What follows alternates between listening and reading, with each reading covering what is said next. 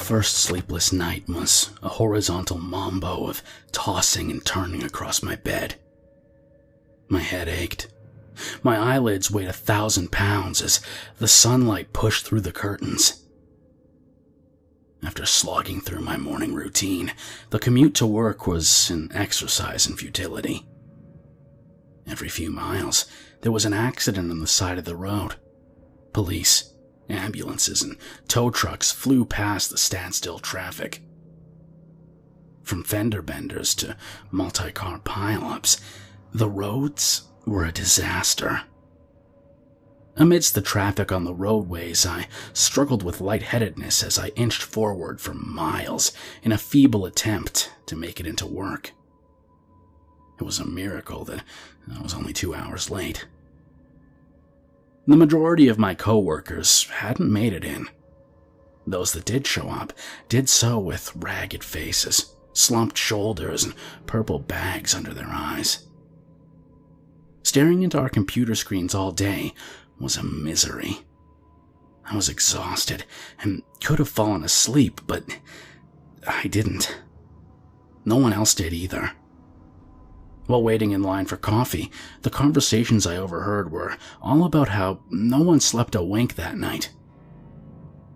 No one would for the next 7 days. The constant irritability, the chronic fatigue, and the hellish burning in my eyes were a minor inconvenience compared to the malaise, the pounding headaches, and the tremors in my hands. After the third day, without so much as a microsecond of a catnap, my cognitive functions began to break down. Out of the corner of my eyes, there was a white haze floating. When I turned, it wouldn't be there anymore. It would be just out of my vision again. The ceiling fan in my bedroom spoke, and I could hear it talking with unintelligible words. In a rage that left me even more exhausted, I ripped it down from the ceiling, threw it into the trash. The air conditioner came on, but I had to suffer through the sounds of its chilling demonic growls.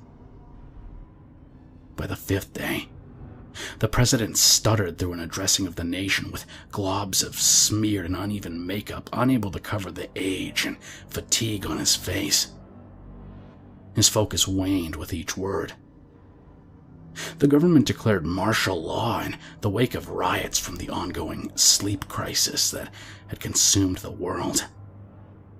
Citizens were ordered to stay in their homes and rest.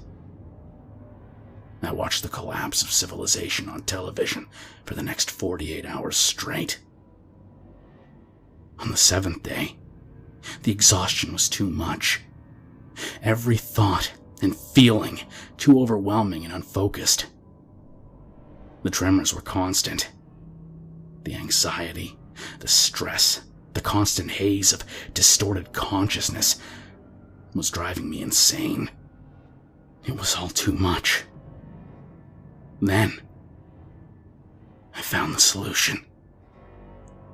Drawing up a warm bath, I laid back in the tub and dragged the blade of a knife deep into my wrist. It was painful at first, but soon I was lightheaded and drifting off into beautiful, eternal sleep.